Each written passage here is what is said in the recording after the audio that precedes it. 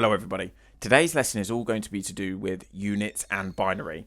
We're starting a new unit which is going to be data representation, and this is going to be to do with the Cambridge International Specification for GCSE Computer Science. If this isn't your spec, we've got other videos for it. My name is Josh, and I was an examiner for 5 years. I also run a tutoring business, and I was a teacher for a really long time, head of computer science. I've used my knowledge to try and give you as little as possible to remember and still be able to access the top grades. Now, and how I do this is I use my knowledge of looking at all of the specification points, which is all of the things which can come up in your exams, and then thinking about the different questions that could potentially happen with all of those and just give you the answers. If you just write down the questions and answers, get those into your head through the maintenance activities that we talk about, you're going to do really well. So these are spec points we're going to look at today, which is all to do with binary, converting between different numbers, and also the units stored.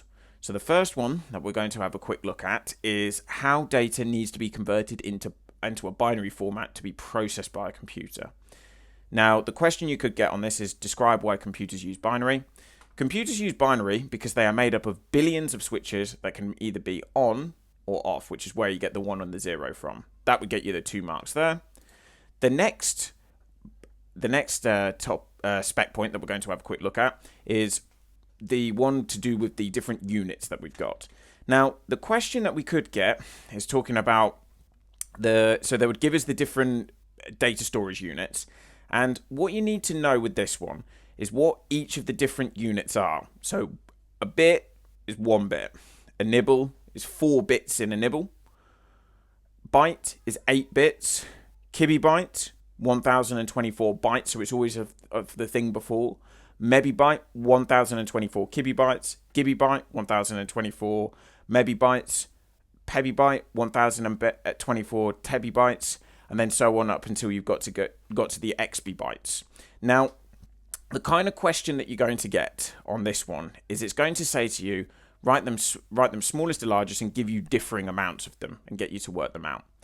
So let's convert all of these into bits so that we can see what they would all look like. So we've got 3 nibbles, 2 bytes, 7 bits, and 1 kibibyte.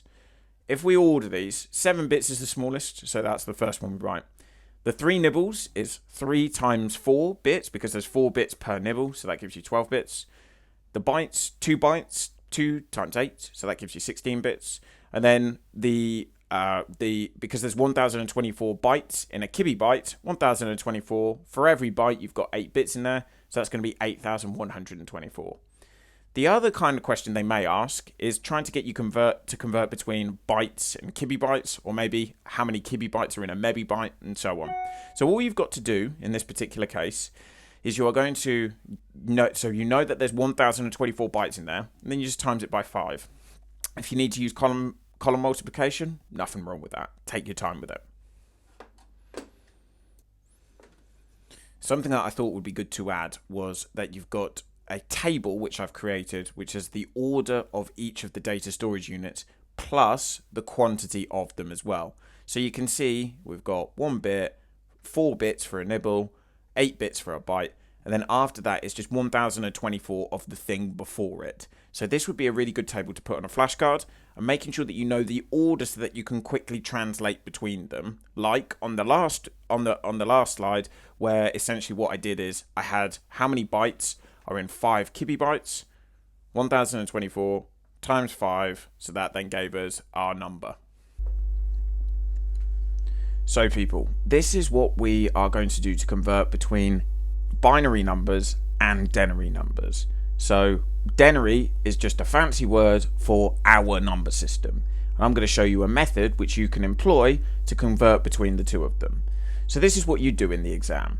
I'll try and do this as small as possible. So we're going to put 1, start off with 1 and keep doubling. 2, 4, we're going to do this 8 times.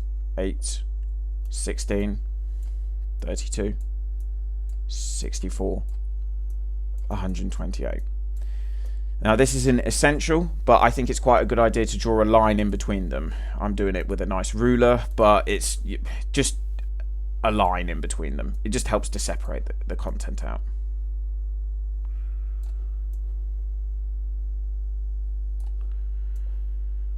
Okay. just pop those in there. This is such an important part of your exams, people, because this topic always comes up. It's not going to be exactly, that it could be binary to denary, it could be denary to binary, and there's going to be some other ones I'm going to show you as well. But make sure that you have these really locked down, and then you're going to be able to get, guarantee that you're going to get some marks on there. So we've got that in there. And then all we do is we write the number in underneath there. So we're going to go 0, 0, oh, sorry, not there, 1, 1, 0. So I'm just writing the number here, 0, 1, 1, 0. Now, the first step is I have to go for all of the numbers that got 1s underneath them. If they got a 0 underneath them, ignore them. We don't need them. So it's going to be 64 plus 32. 6, 9. Okay, then move on to the next number that has a 1 underneath it. So in this case, it's going to be a 4, 0, 1. So 0, 1, and then we're going to put that there. So it's going to be 100. I would always recommend using column addition. You don't get a calculator in the exam.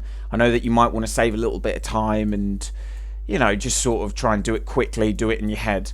The reason I say to do column addition, even if you're an amazing mathematician, which I'm sure all of you are, is that you're going to be nervous in the exam. You're going to have a little bit of adrenaline in you. So this just allows you to slow it down a little bit and guarantee that you're going to get these marks. These easy marks, well, easy-ish, this is what you should be aiming for. So the answer on this one was 102. The next one is going to be converting from a normal number into binary. So it's going to be 65. Now, what we have to do is I'm going to show you this method. So we start with the furthest left number, and we're going to say, does 128, is it equal to or less than, does it fit into 65? And no, it doesn't, so we're going to put a 0 there. And we say, does 64, does it fit into 65? Yes, it does, so we're going to put a 1 there. Put 64 underneath there, and I'm just going to take them away. Again, using column subtraction. So that's just going to leave me with that there. Then what I do is I go, does 32 fit into 1? Not 65 this time, but 1.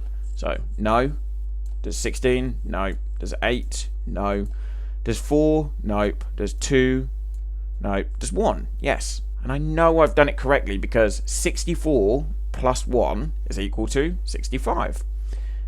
What I'll do is I'll put some questions up as well so that you can have a little practice with these.